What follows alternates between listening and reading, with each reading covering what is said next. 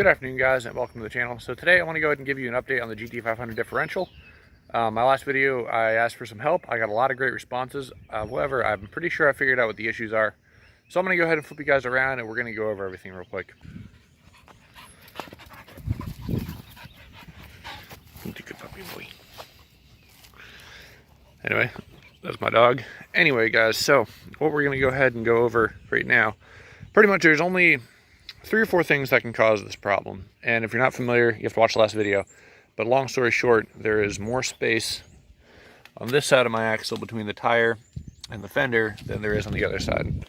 And pretty much what that means, something shifted. So right in here, like barely 2 fingers, with the other side is more than that. Long story short, either this side shifted forward, the other side shifted back, or the whole thing is misaligned like this. So obviously that's not safe and that's not how this should be. So what I've discovered, first off, this is not a super uncommon problem. Unfortunately, the reason it happens for a lot of guys is the axle tubes actually twist. Ford pressed the axle tubes into the differential. I'll throw up some pictures. And what happens is, long story short, they're not welded in there, so one can twist because the lower control arm is pushing on the bottom and the upper is holding onto the top of the diff, and they're the weak point. So I don't think that's what happened to mine, and my reasoning is, after I was looking under here, I couldn't see any visible signs of it twisting. There's no leakage, there's no like odd metal bends or anything that looks like it may have shifted. So the next common issue is the lower control arm relocation brackets, which stick down off the axle.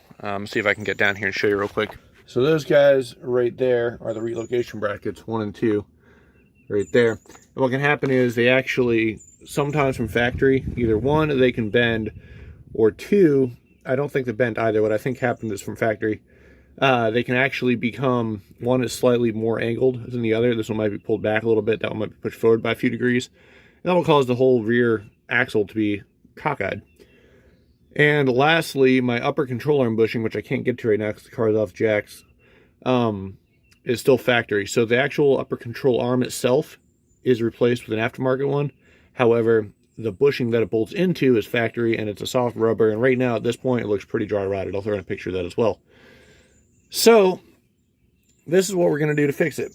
So long story short, what we're going to do to fix this, I went ahead and hooked, they make an axle brace. I have to get to the exact name. I'll put it on the screen. And pretty much it bolts up to the rear differential. It squeezes the axle tubes and then goes out and bolts up to the ends of the brackets. And I'm not exactly sure exactly what it bolts onto. I'm fairly confident it's where the lower control arms are bolted into, or the relocation brackets are bolted into.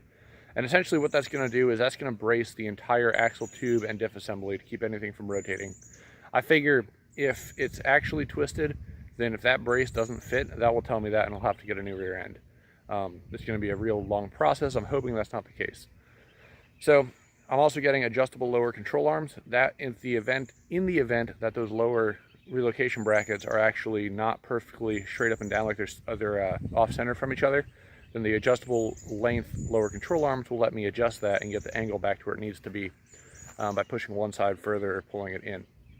And lastly, doing a BMR poly upper bushing for the diff, and that will take care of that factory issue. So what I think personally happens is, I think it's rubbing on this side because I think the lower relocation brackets might not be perfectly straight. So that's putting this axle closer to that way. And then as far as for it having the ability to reach forward under launch, I think the upper control arm bushing being shot is enough for it to actually squish and move that little, inch or so, with the tire expanding a little bit, because radial or bias plies do expand under speed. So between that and it pushing forward, I think that's enough to make contact. So all those parts are in order. I don't have none of them have showed up yet, so I can't do an install on it, but I did want to give you guys an update to not leave you hanging on what I think the issue is with the rear differential in this car. So aside from that, I think it's a pretty solid built rear end. If it does turn out that I actually twisted an axle tube, I'm going to find a used housing, pull it off, get the tubes welded, and then put all the parts that I have on this one onto that one. It's going to be a huge process because it's going to suck pulling the whole rear diff, finding a shop to weld and everything. But I mean, when it comes down to it, that's race car life. So I just wanted to give you guys an update so you had an understanding of where I'm at with the car right now and kind of what's going on. So without further ado, I'll go ahead and talk to you guys later. I hope you enjoyed the video. Kind of a short one, but leave a like, comment down below if you have any questions or any more input, and I will talk to you guys in the next video.